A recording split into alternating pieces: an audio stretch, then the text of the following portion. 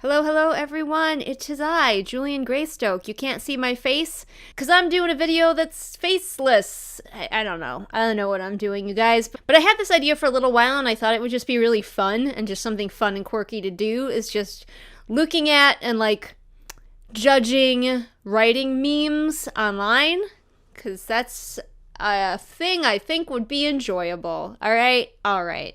We're on the same page. I'm not doing a face cam, because fuck that.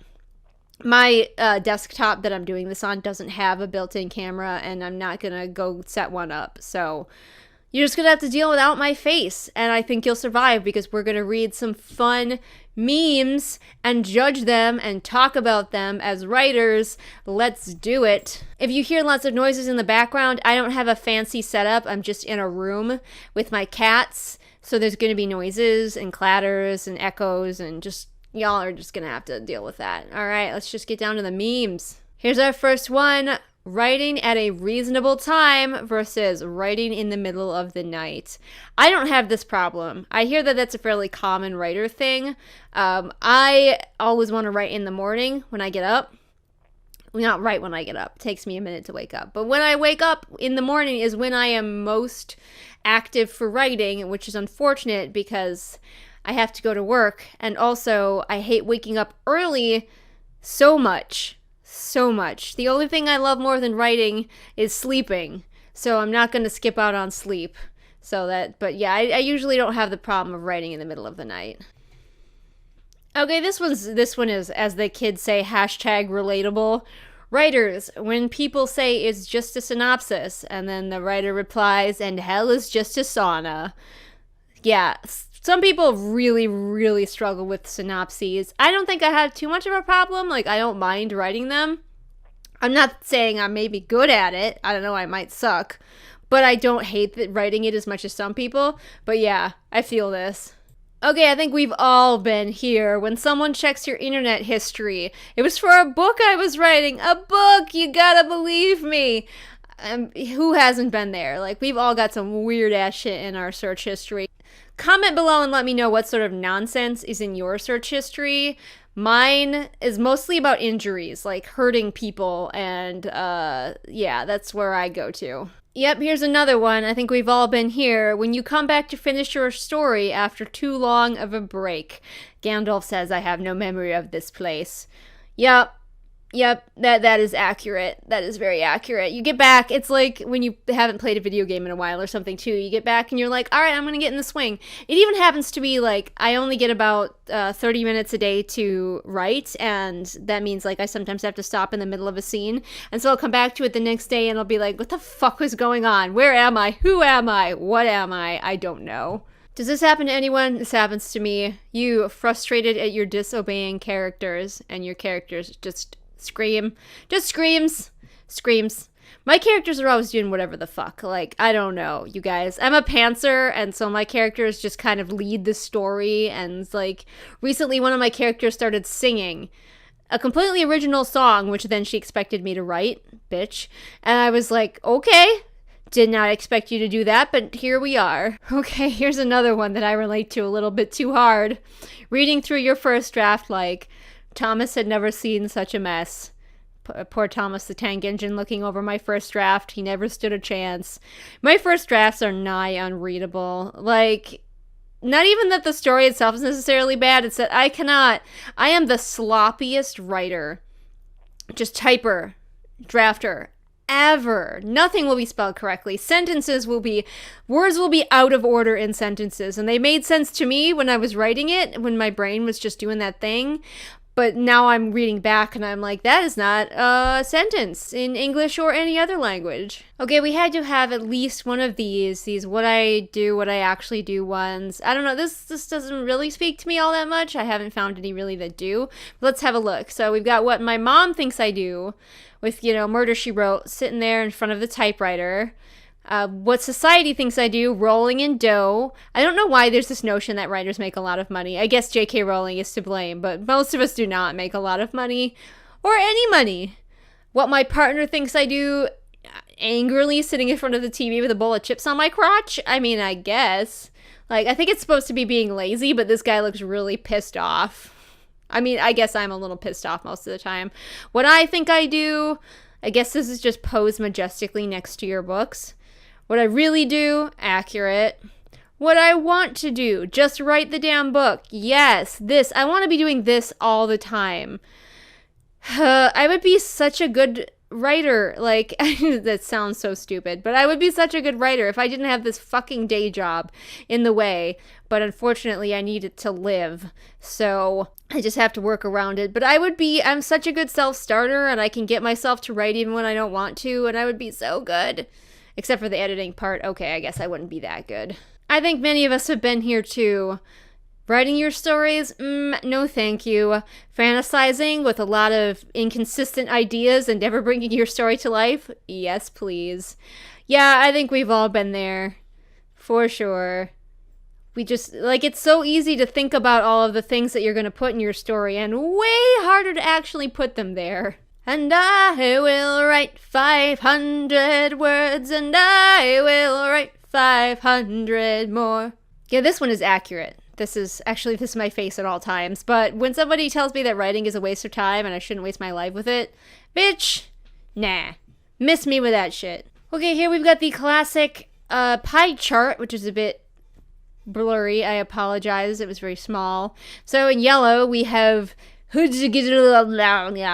word vomit, aka writer feels. In orange, we have food. In red, we have throwing things. In green, we have reacting to others' work and comparing it to yourself. Ooh, I have been attacked. Blue, we have crying. Purple, we have internet surfing. And then in dark blue, we have actually writing. Yeah, I feel like maybe I spend a bit less time on food and a bit more time throwing things, but maybe that's just me. Comparing myself to other writers is a big problem. I mean, not just like, you guys know I do videos where I'm like looking at other people's work and being critical of it, but the flip side of that is 90% of the time what you don't get to see is like me being really insecure because I think everyone is a better writer than me. So that's the side you guys don't get to see very often, but yeah, it's not fun, and I think we've all been there. Okay, this one was made just for me. This is the personal salty one for me right here. So here we've got, you should outline each character's development in complete detail before even thinking of starting your story. To which the Panthers of the world reply, well, the medallion says that's dumb, and so we're not going to do that. Now, if you are the sort of person who loves to plan out your story in advance, please ignore this. You do you. Find yourself, find your bliss, whatever. But this is like the Panther reply. Here's another one that is hashtag relatable, as the kids say. Not sure if I've conquered my writer's block or if I'm just writing nonsense. Yep, it's probably nonsense, but that's okay. That's what first drafts are for. Here's one that I can't relate to as well. It says, what are you writing? It's a story. Oh, cool. What's it about? And then we have Watson's face being like, and then, can I read it? And horrified Robert Downey Jr. face. But I am thrilled out of my mind if anybody asks to read my book. Like, I am such the opposite of so many writers who are like, oh, don't look at it, don't look at it. I'm like, please read it.